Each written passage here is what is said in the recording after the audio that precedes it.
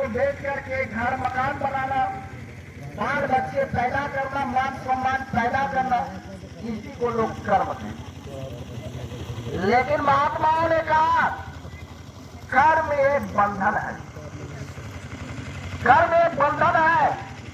आप प्रेमी भाव इस बंधन से आपको छुटकारा कैसे? एक बार भगवान कृष्ण ने, एक बार अर्जुन ने भगवान कृष्ण से कह रहे, हे स्वामी आप 3 लोक के मालिक हो, लेकिन अनादि काल से जो ये जीवात्मा इस पिंजरे के कैद में बंद है और ये जीवात्मा बाहर निकलना चाहती है, लेकिन ये निकल नहीं पा रही। भगवान कृष्ण ने इस बात को स्पष्टीकरण दिया। निर्मल मोह जित संग दोषा अध्यात्म नित्य बिन प्रीत कामा भोंडार मुक्ता सुख दुख संग गच्छन्त मूढ़ा पद्मालयातम। ऐ प्रेमी भाग गच्छन्त मूढ़ा पद्मालयातम। जब तक इस काल के पिंजरे से निकलने के लिए आपको मोह बंधन से छुटकारा पाना। अब ये मोह बंधन की ढीली कौन करता है? ये वक्त की संत सद्गुरु। ऐ प्रेमी भाई बहनों, बाबा जय गुरुदेव जी महाराज देखे जब इनके गुरु महाराज 1948 में अपने पार्थिव शरीर छोड़ करके जब परम धाम को चले गए, तो यही गुरु महाराज के कंधों पर संगत की जिम्मेदारियों को सौंपा।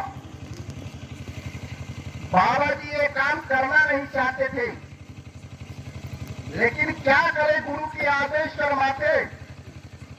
गुरु बनना सबसे गंदा और गलीज काम है। प्रेमी भाई बहनों, बाबा जय गुरुदेव जी महाराज ने 4 सालों तक मौन रहे। 10 जुलाई 1952 में वाराणसी के अर्दली बाजार से पहला जब सत्संग शुभारंभ किया, तब वहां पे ये घोषणा जारी कर दी, हम आए वही देश से जहां तुम्हारो धाम और तुमको घर पहुंचाओ ना एक हमारा काम। मैं इस धरती पर केवल एक ही काम के लिए आया हूं, केवल आपको निज घर पहुंचाने के लिए। परम प्रकाश रूप दिन रात्रि नहीं कभी चाहिए दिया भी। वो परम प्रकाश जहाँ रात दिन 24 घंटा जलायमान रहता है, वो ये आनंद की भंडार जहाँ दुख की नामो निशान नहीं रहता है, ऐसा अपना देखा है। और तुम परमात्मा ही की तो पुत्र हो। आय प्रेमी भाइयों, परमात्मा का ही पुत्र। पर उपकार वचन मन काया और संत स्वभाव सहज खज आया। आय प्रेमी भाइयों, जय गुरु।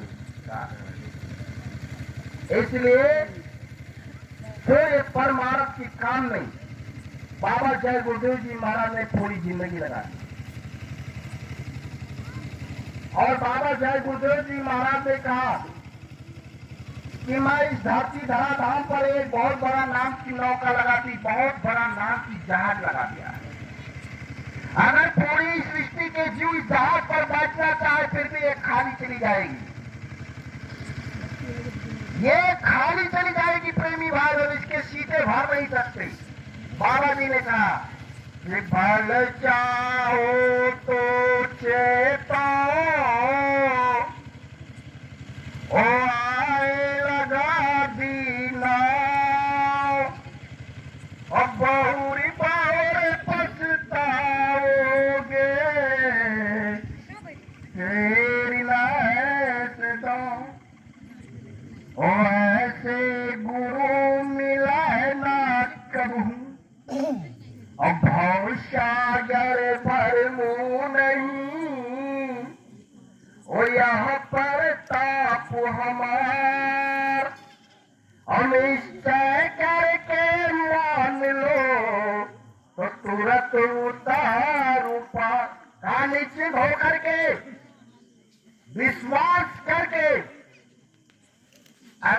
नाम की नौके पर सवार हो जाओगे तो मैं आपको इस पार से उस पार कर दूंगा। ये बाबा जय गुरुदेव जी महाराज ने कहा। लेकिन यहाँ सत्संगियों को बाबा जय गुरुदेव जी महाराज ने साधना के द्वारा बताया कि मन को एकाग्र करके रखो, लेकिन जब साधना में बैठते हो तो मन कहीं और चला जाता है। और वही इंसान जब करोड़ों रुपया लाखों रुपया जीने का अवसर प्राप्त होता है तो मन को एकाग्र करके उस पैसा मिलता है। प्रेमी भाई, इस बात को समझो। मन क्यों नहीं एकाग्र होगा? आप कहते भजन में मेरा मन रुकता ही नहीं है। भौतिक बाद में कोई काम आप करना चाहो तो मन को एकाग्र करके करते हो। भौतिक में आपको दिखाई पड़ती है तो क्या अध्यात्म भाव में दिखाई नहीं पड़ेगा? ये आपने नकल कर दिया, आपने असली साधना नहीं किया, आपको क्या अनुभव होगा? प्रेमी भाई बहनों, यही बाबा जय गुरुदेव जी महाराज दुनिया को समझाते समझाते 60 वर्ष तक उसी मथुरा नगरी पर हाथ जोड़ करके विनय किया। और 60 से आज 10 साल से ऊपरी हो गई। पूज्य महाराज जी ने मिलाकर के 70 वर्ष हो गई।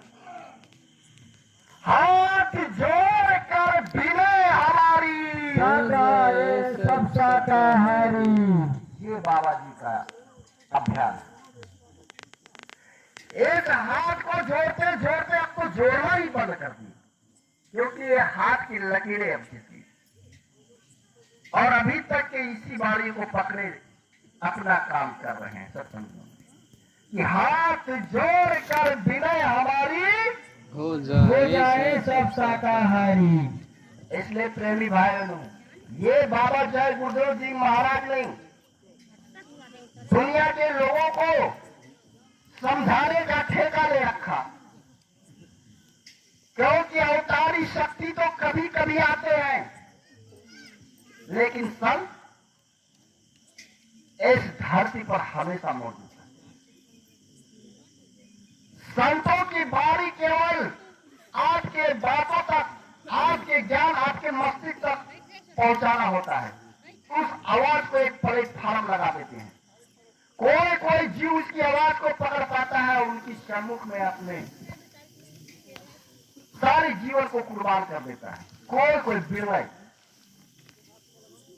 और जब काल वहां से आता है तो खाली हाथ नहीं आता, डंडा लेकर के आता है। डंडा लेकर के आता है। तब तो कहा प्रेमी भाई बहनों, तब क्या कहा? देखिए, जब भगवान राम जब इस धरती पर आए और उस समय 4 वेद का ज्ञाता, सोने की लंका में रावण नाम से राजा विख्यात था, बहुत विद्वान थे। और जब भगवान राम जंगल को गए और उसी रावण को पूरे हिंदुस्तान के जितने भी ऋषि मुनियों थे उनको बहुत समझाया, लेकिन रावण अज्ञानी, संस्कारीहीन, बुद्धि के पहलवानी, धन के घमंड में ये किसी को बात को नहीं माना। जब भगवान राम जंगल गए तो सीधी बात कहा कि लंका की काउंटर कर दो। काउंटर मैंने जानते हो, उसका सर्वनाश, उसकी खात्मा, न रहेगा बास, न बजेगी बांसुरी। 1 लाख पूत, 1.25 लाख लाठी, रावण घर दिया न बाती, पूरी सर्वनाश कर दिया। जब कुदरत की तरफ से डंडा लेकर के आते हैं तो ये खाली नहीं आते हैं, नामो निशान मिटा देते हैं। बोले ना जाना गुरु दरिया में नहाना मन जागे भूले ना जाना दरिया में नहाना मन कहीं भूले ना जाना कोटि न तीरथ गुरु चरण में कोटि न तीरथ गुरु चरण में कोटि न तीरथ गुरु चरण में गावत वेद पुराना मन जागे भूल ना जाना वेद पुराना जय गुरुदेव गुरु भाई।